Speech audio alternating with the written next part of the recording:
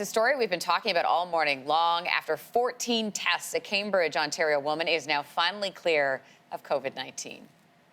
Oh my God, I got a negative! Yay! Oh, wow, what a relief. Tracy Schofield is joining us now. Tracy, first off, congratulations. How are you feeling today? Much better, thank you. It's been a long road, so yeah, I'm much better now. I can't imagine the emotional roller coaster of getting those, those positive tests, test after test after test. Walk us through what the last nearly 11 weeks have been like for you.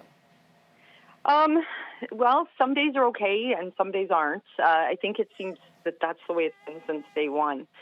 Some days COVID would give me some symptoms, and other days, you think you'd be getting better, and then it would hit you again. So it's kind of been a roller coaster up and down, emotionally, mentally, and physically as well. So it's been a tough go, and I think that I don't think it's completely sunk in still, this whole negative, because I was walking around always saying, I'm COVID positive. I had to say it everywhere I went for any tests or anything. So it's just a relief not to have to say that anymore. What did the doctors make of all of this? What were they telling you? Not a lot, I'll be honest. That was the frustrating part. Nobody seemed to have any answers for me.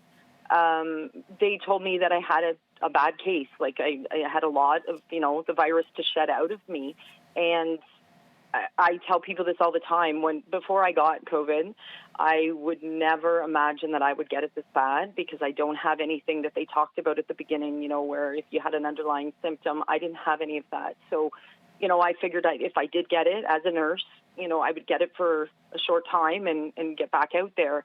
And it just wouldn't stop. And they had no idea. They told me the most severe cases could take 6 weeks to shed. And, at that point, I was already almost on week 9. So, there was really no explanation for it. They just told me I wasn't contagious anymore. But again, I was worried. People were afraid to be around me. All that was going on during this. Now that you've had those 2 negative tests in a row, I imagine you thinking for the last, 3 months or so, okay, once that finally happens, this is the first thing I want to do. What is the first thing that you've been thinking about for so long that you want to do? Well, I've already done it, actually. So the first 2 things that I kept telling everybody I want to do is get a hug, number one, because when you have COVID, and even everybody with social distancing, et cetera, right now, but when you have COVID, again, everybody's afraid of you. Getting that contact, human contact, was, the best thing ever. So I've got the hugs. And I got a pedicure. That was my other thing I wanted.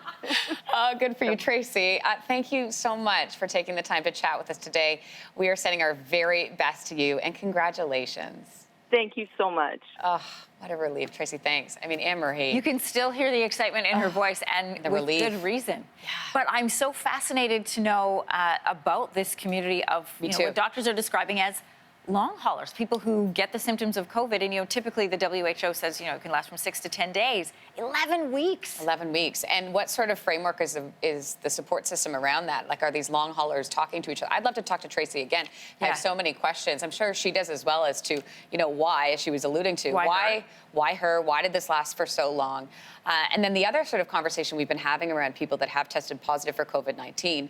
What is lingering? Like, what are the long-term effects of this? And at this point, of course, we don't know. This is all very new, and things are being written, and doctors are uncovering and discovering and trying to figure out how this is all going to roll out, and what sort of long-term effects, Kelsey, of course, this has on people who have been infected at one point, because it just varies, right? With the symptoms that people are having, the severity that COVID-19 is having, depending on who you are and your circumstances. Very specific. And interesting, Kelsey, too, that she wasn't hospitalized, right? You'll see people who will go on intensive care, they will be on ventilators, but to be at home with symptoms, not severe enough to need a ventilator, but still severe enough to keep you sick, to have the increased heart rate and the coughing and the fevers. Wow.